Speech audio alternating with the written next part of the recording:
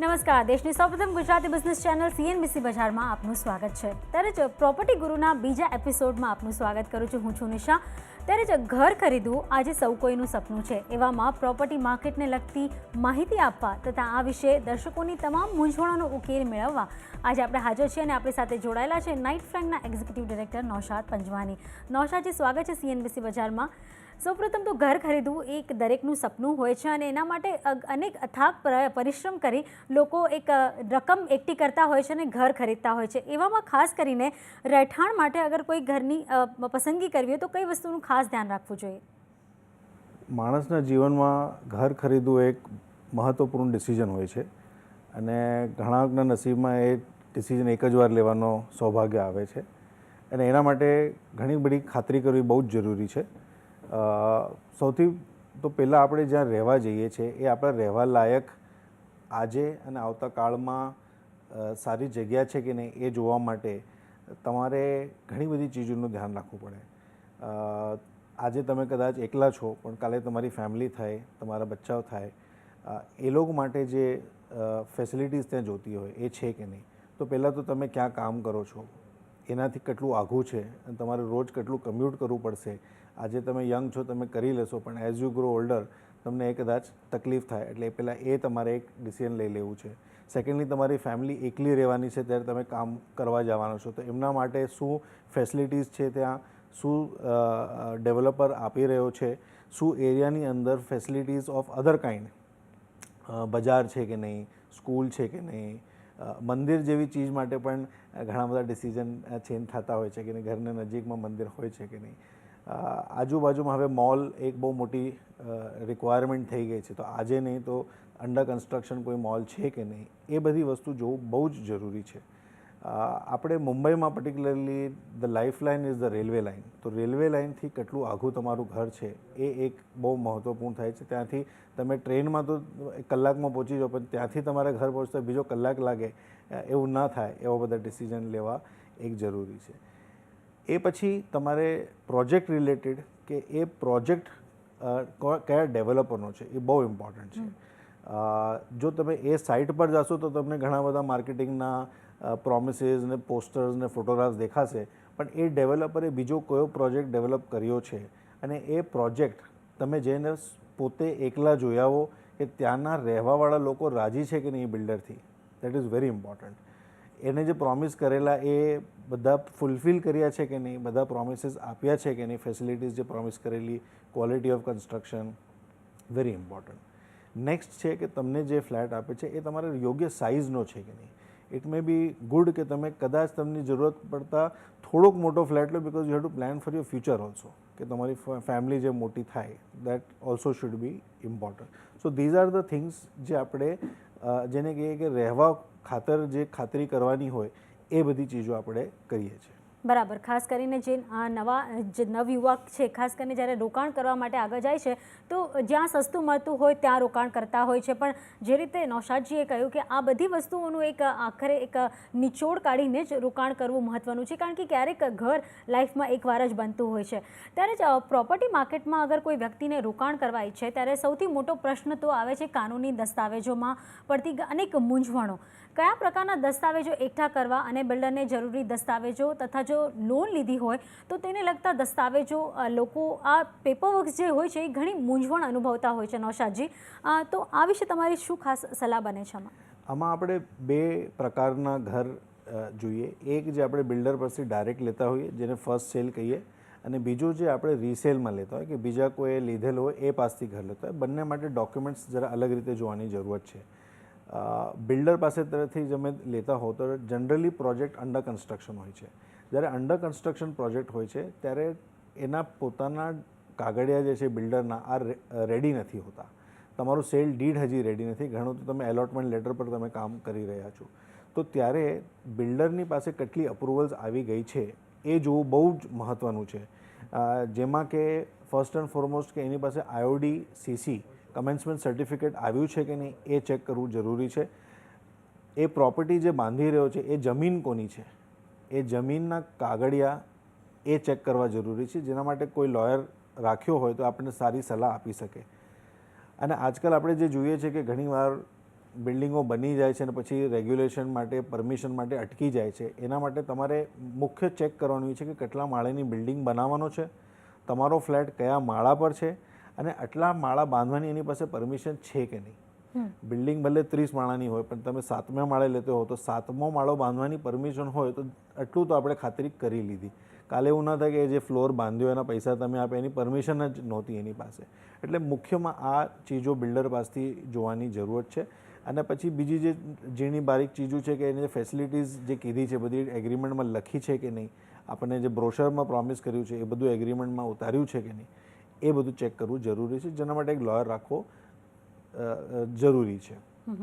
બીજી વાત, આપણે જે રિસેલમાં ફ્લેટ લેતા હોઈએ જૂની બિલ્ડિંગમાં કોઈ થર્ડ ફોર્થ પાર્ટી પાસથી, ત્યારે ઘણું બધું ચેક કરવું જરૂરી આવે છે. બિકોઝ આમાં હવે ઘણો ટાઈમ વયો ગયો છે, તો બિલ્ડર પાસથી જેણે લીધેલું એના પ્રોપર્ટીના પેપર્સ જો બરાબર હોય, એ પછી જે ટ્રાન્સફર થયા એના જે બી ડિફોલ્ટ્સ થાય એ આપણા માથે લાગી જાય.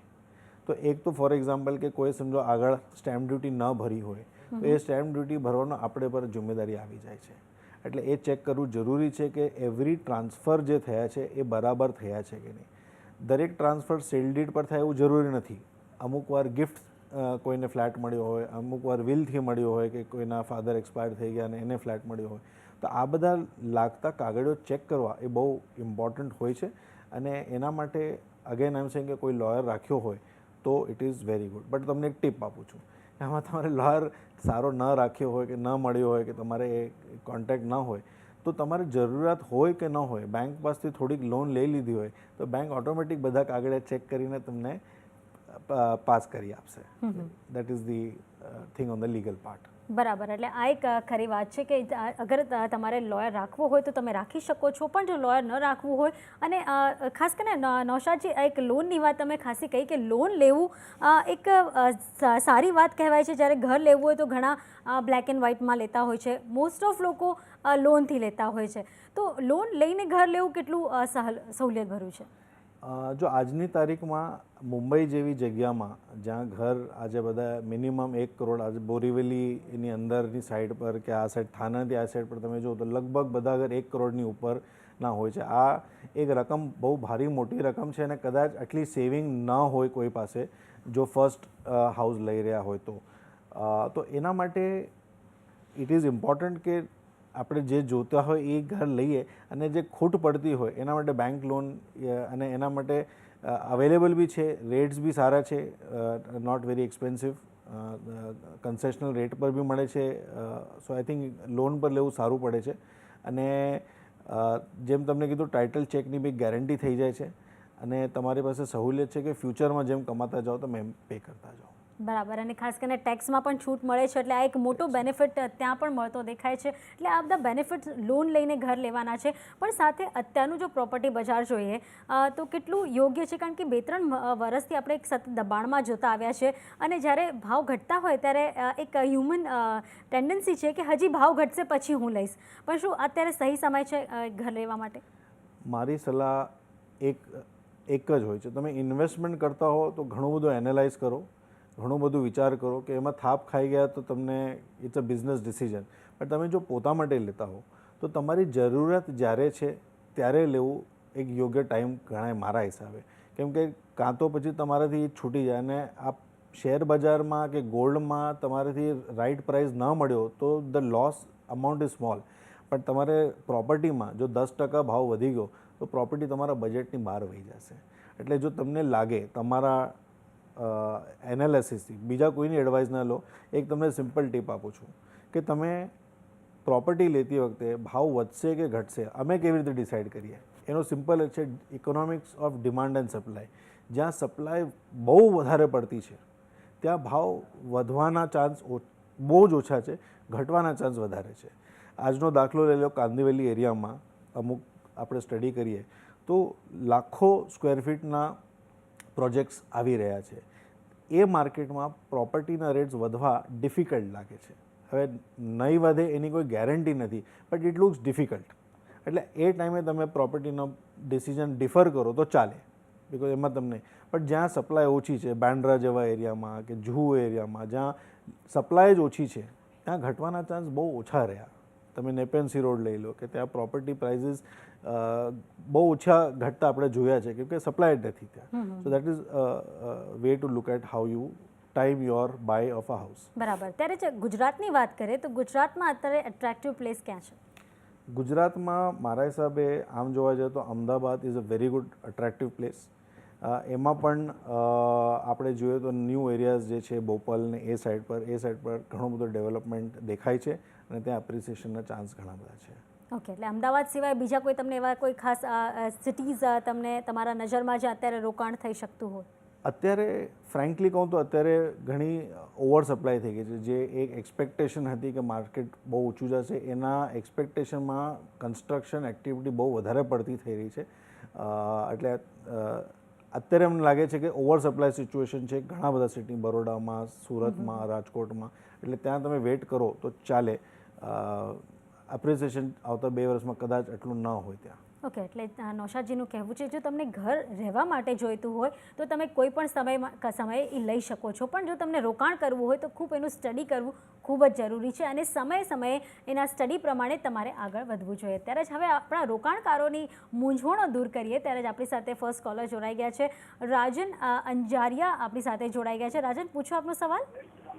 મારો સવાલ એ છે કે હું એક આઈટી પ્રોફેશનલ છું અને મારે એક ફ્લેટ છે અલકાપુરી વિસ્તારમાં વડોદરાના. ઓકે. ફ્લેટની એરિયા છે 1450 સ્ક્વેર ફીટ અને એનું બાંધકામ છે 1750 સ્ક્વેર ફીટનું. તો અને યોગ્ય ભાડું નથી મળતું એના કારણે ફ્લેટ વેચવો છે. તો આ યોગ્ય પગલું રહેશે અને શું મારે થોડો સમય રાહ જોવો પડે કે પછી, કારણ કે એરિયા ડેવલપ થાય છે એના કારણે, અને ફ્લેટનો જો વેચવો હોય તો કયા ભાવે વેચવું જોઈએ? બરાબર. તો આ એક સવાલ આવી રહ્યો છે રાજન અંજારિયાનો. એમનો ફ્લેટ છે વડોદરાના અલકાપુરી, એક ખાસ એક પ્રખ્યાત આ એરિયા છે ને ઘણો પોપ્યુલર એરિયા છે, રહેણાંક વિસ્તાર માટે ખાસ જાણીતો છે. એવામાં આટલું એક મોટું ઘર એમની પાસે છે. જે રીતે તમે કીધું ઓવર સપ્લાય છે વડોદરા ગુજરાતમાં અને અત્યારે એમને યોગ્ય ભાડું નથી મળી રહ્યું, શું કારણ જોઈ રહ્યા છો? રાજનભાઈ, પહેલાં તો રેસિડેન્શિયલ પ્રોપર્ટી જે હોય છે એમાં ભાડું કોઈ પણ લોકેશનમાં લો બહુ જ ઓછું મળતું હોય છે. એટલે ઇન્વેસ્ટમેન્ટના પોઈન્ટ ઓફ વ્યૂથી રેસિડેન્શિયલ ઇન્કમ અર્નિંગ અસેટ ન ગણાય. Even in a place like Mumbai જ્યાં 2 થી 3% થી વધારે ભાડું મળતું નથી. એટલે આમાં ભાડું ન મળે એમાં કોઈ સરપ્રાઇઝિંગ વાત નથી. એનું બીજું કારણ એ બી છે કે તમારા એરિયામાં જે તમે કીધું અલકાપુરી એરિયામાં અત્યારે અમારા હિસાબે ઓવર સપ્લાય સિચ્યુએશન ગણાય છે. ત્યાં ઘણા બધા પ્રોજેક્ટ્સ છે અને ઘણા બધા પ્રોજેક્ટ્સ આવી પણ રહ્યા છે. પણ અહીંયા ડેવલપમેન્ટ સ્ટ્રોંગ છે અને ઇન્વેસ્ટમેન્ટ પોટેન્શિયલ બી સારો છે. એટલે જો તમે 2 કે 3 વર્ષ વેઇટ કરી શકતા હો તો તમને સારા ભાવમાં વેચી શકાશે એવું મારું માનવું છે. ઓકે, એટલે આ અલકાપુરી ખાસ ફેમસ એરિયા છે વડોદરાનો. એટલે અત્યારે ત્યાં એક થોડી સમયની રાહ જોવાની એક ખાસ સલાહ મળતી જોવા મળી રહી છે. પણ ત્યારે જ આપણે એક વડોદરા એક શહેર જોઈએ તો સ્ટડી માટે ઘણા છોકરીઓ બહારથી આવતા હોય છે, રેન્ટ પર રહેતા હોય છે, પણ સાથે જ એક એજ્યુકેશનલ સિટી ગણવામાં આવે છે, જે રીતે મહારાષ્ટ્રમાં પૂના જેવી છે. તો શું લાગી રહ્યું છે આગળ જતાં કેટલું ડેવલપમેન્ટ ત્યાં જોવા મળશે? આગળ જતાં ડેવલપમેન્ટ ઘણું ત્યાં મળશે. Gujarat as a investment destination છેલ્લા 10 વર્ષથી તો છે જ છે અને હવે ઓલ ધ મોર કોન્ફિડન્સ વધી રહ્યું છે because a lot of companies R investing in Gujarat, જેનો બેનિફિટ આ બધા જ સિટીને મળવાના ચાન્સીસ છે. અને જેમ તમે કીધું કે દરેક સિટીના કેરેક્ટરિસ્ટિક્સ હોય છે. Baroda is characterise as a education hub as far Gujarat is concern. તો ત્યાં બટ ફ્રોમ રેન્ટલ પર્સપેક્ટિવ હું કોઈને એડવાઇઝ ના કરું કે તમે ઘર લો બિકોઝ એનું રિટર્ન બહુ ઓછું હોય છે. તમારે લોન લો તો તમારે 10-10.25% લોનનું વ્યાજ ચૂકવવું પડે છે, જ્યારે કે તમને 2 to 3% ખાલી તમને એનું રેન્ટ મળે છે. તો it is not a good investment from rent earning perspective, but investment capital appreciation perspective residential is always a good product. અને આ એરિયામાં આઈ એમ સેઇંગ કે 2 to 3 યર્સમાં તમને બરોડામાં સારું એપ્રિસિએશન મળશે. ઓકે, એટલે આવનાર 2-3 વર્ષમાં તમને રાજનજી એક સારો એવો એક એપ્રિસિએશન મળશે એવું નૌશાદજીનું માનવું છે. ત્યારે જ હવે આપણે આપણા બીજા કોલર પાસે જઈએ. અનિલ મોટવાણી કોલ કરી રહ્યા છે. અનિલજી, પૂછો આપનો સવાલ. હાજી, હું રાજકોટથી બોલું છું. હાજી. મારી પાસે કુવાડવા વાંકાનેર હાઈવે પાસે 1080 યાર્ડનો એક રેસિડેન્શિયલ પ્લોટ છે અને મારી ખરીદ કિંમત 2250 રૂપિયા પ્રતિ યાર્ડ છે. તો મારે આ જગ્યાનું ભવિષ્ય જાણવું છે કે શું આ પ્રોપર્ટી મારે અત્યારે રાખવી જોઈએ કે પછી સારો ભાવ મળતો હોય તો એને વેચી દેવી જોઈએ. બરાબર. ખાસ કરીને નૌશાદજી, એક આ ટ્રેન્ડ ગુજરાતમાં ખાસ જોવા મળે છે કે જે રીતે અહીંયા બિલ્ડિંગ્સ બનતી હોય છે ત્યાં પ્લોટ લઈને એક રો હાઉસ અથવા બંગલો બનાવવાનો એક ટ્રેન્ડ હોય છે, અને અત્યારે આ એક ટ્રેન્ડ ઘણો મોટા પાયે ગુજરાતમાં જોવા મળી રહ્યો છે. એવામાં હવે ખાસ કરીને અનિલજીએ શું કરવું જોઈએ? રાજકોટ એક ઇન્ડસ્ટ્રીયલ બેઝ છે. એમની ઇકોનોમી એક ઇન્ડસ્ટ્રીયલ ઇકોનોમી છે. ત્યાં આઈટી, કમર્શિયલ એવા બધા ઉદ્યોગ નથી, અને લાર્જલી તમારી પાસે જે તે છે એ industry is the manufacturing industry. હવે ત્યાં આપણે જોવાનું છે કોઈ પણ મેન્યુફેક્ચરિંગ હબ હોય એની આજુબાજુમાં ડિમાન્ડ સારી હોય બટ વેરી લો, એટલે ત્યાં પ્રાઇસ બહુ વધારે ન હોય, બિકોઝ ધી સેલેરીઝ ઓફ ઇન્ડસ્ટ્રીયલ જે છે એ પ્રમાણના હાઉસ થતા હોય. તમારી રોકાણ તમને કીધું કે 2012ની છે, તમારે 3 વર્ષ તો કેપિટલ ગેઇન માટે વેચવું ન જોઈએ, અને પ્લોટ જેવી ચીજ છે જે 8-10 વર્ષ પછી જે એની એપ્રિસિએશન થાય ઇઝ ઓલવેઝ વેરી હાઈ. એટલા વહેલામાં તમને સારું એપ્રિસિએશન નહીં મળે. ઓકે, એટલે અત્યારે તરત વેચવામાં તમને એક સારું એવું વળતર નહીં મળે, તમારે થોડો વખત રાહ જોવાની જરૂર છે. અને અગર જો તમે રોકાણ માટે આ પ્લોટ લીધો હોય તો એક રાહ જોવામાં જ તમને સારું એવું વળતરની અપેક્ષા છે. પણ જે રીતે આપણે વાત કરી રહ્યા છીએ કે રેસિડેન્શિયલ પ્લોટની, પણ જે રીતે રાજકોટનું એક આપણે સ્ટ્રક્ચર જોઈ રહ્યા છે, એક કમર્શિયલ હબ બનતું જઈ રહ્યું છે, ઓટો હબ બનતું જઈ રહ્યું છે, કમર્શિયલ પ્રોપર્ટીનું કેવું ત્યાં એક વિસ્તાર બની રહ્યો છે? આ જે બધા આપણે વાત કરીએ છીએ ઓટો હબ અને ઓલ દેટ, તો લાર્જલી જે ઓટો કંપનીઝ આવશે એ પોતાના ઓફિસીસ લેવામાં ઇન્ટરેસ્ટ રાખે, કાં તો ફેક્ટરીની અંદર કાં તો એમના જે સિટીની અંદર પોતાના બિલ્ડિંગ હોય છે. જે આપણે કમર્શિયલ વાત કરીએ કે મુંબઈમાં કે બેંગ્લોરમાં જે છે ત્યાં આઈટી બેઝ છે, ત્યાં ડેવલપર એક પ્રોપર્ટી બનાવતો હોય, કાં તો એ પોતે ઇન્વેસ્ટ કરે કાં તો ઇન્વેસ્ટરની પ્રોપર્ટી હોય, અને ફક્ત ભાડા ઉપર આઈટી કંપનીઝ લેતી હોય છે.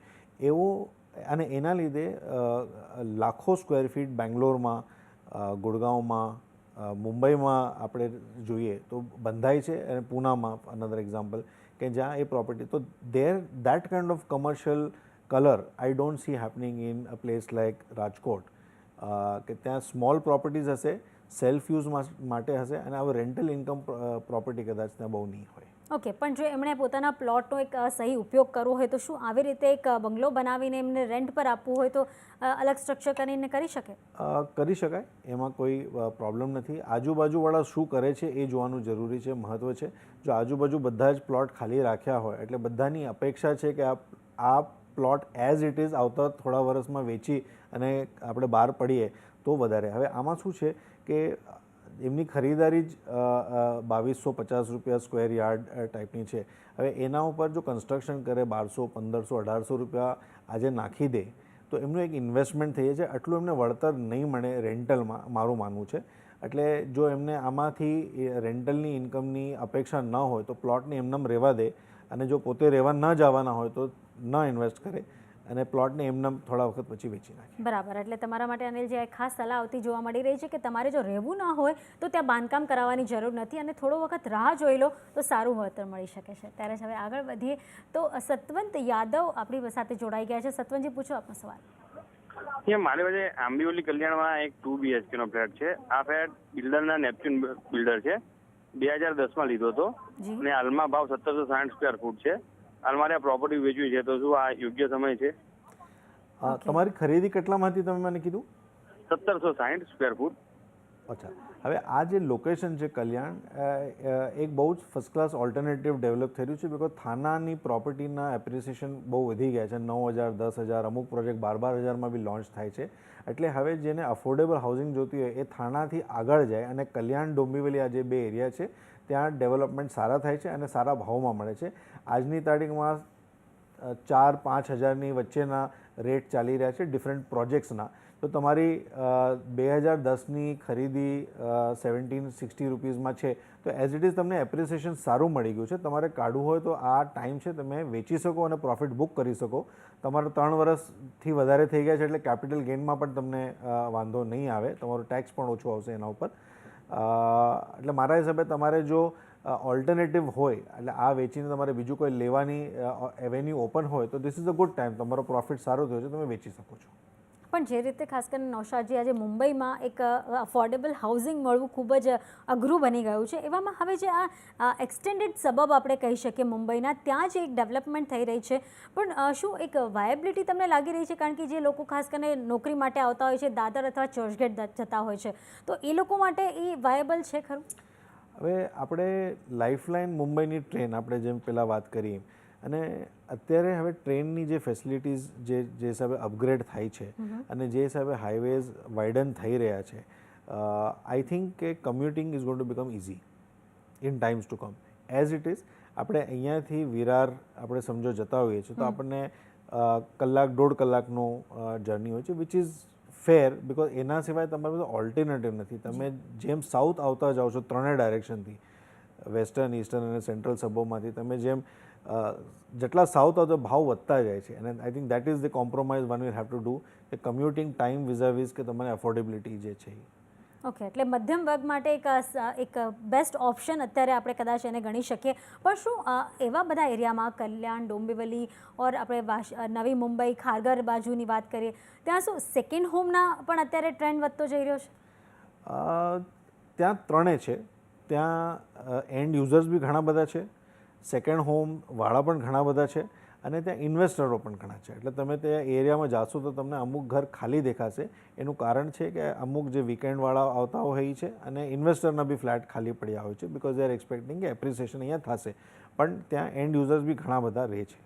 ઓકે, અને હાઈવેથી કેટલી વાયબિલિટી ત્યાં જોવા મળી શકે આપણને? હવે જેમ આપણે ફર્ધર જો મુંબઈનો એક પ્રોબ્લેમ શું હતો કે આપણે નોર્થ સાઉથ ડેવલપમેન્ટ જે છે આપણે વર્ષો પહેલાં કરી નાખેલું, પણ જે ઈસ્ટ વેસ્ટ કનેક્ટિવિટી દરેક એરિયામાં જોતી હોય એ મિસિંગ હતી.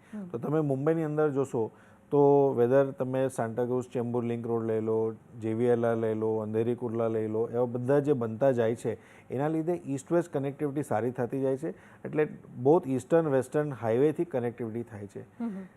એ રીતે આગળ જતાં જે હાઈવેથી કનેક્ટેડ રોડ્સ છે ટુ સ્ટેશન એ પણ સારા થતા જાય છે. ફોર એક્ઝામ્પલ વિરારમાં અત્યારે જુઓ તો પહેલાં જે ડિસ્ટન્સ જે છે 11-12 કિલોમીટરનો from highway, it use to take a lot of time. હવે that distance can be covered literally in about 20 minutes. બરાબર, એટલે આ વાયબિલિટીના કારણે હવે એક્સટેન્ડેડ સબબ્સમાં સારી એવી ખરીદારીનો ટ્રેન્ડ પણ બનતો દેખાઈ રહ્યો છે. અને સતવંતજી, તમને તો એક ખાસ સલાહ મળતી દેખાઈ રહી છે. તમે જે ભાવે લીધું છે એનાથી સારું એપ્રિસિએશન ઓલરેડી તમને અત્યારે મળતું જોવા મળી રહ્યું છે. જો તમારે વેચવું હોય ને બીજે ક્યાં પ્રોપર્ટી ખરીદવી હોય તો આ એક સહી સમય છે. ત્યારે જ આગળ જોઈએ તો રાકેશ ચૌધરી આપણી સાથે જોડાઈ ગયા છે. રાકેશ, પૂછો આપનો સવાલ. જી, મારે મુંબઈ નજીક રૂપિયા 25 થી 30 લાખની કિંમતનો એક 1 BHK ફ્લેટ ખરીદવો છે. તો કયા વિસ્તારમાં ફ્લેટ ખરીદી શકાય? મને એક વાશીની આસપાસના વિસ્તારમાં ફ્લેટ ખરીદાય કે નહીં તે વિશે સલાહ આપશો.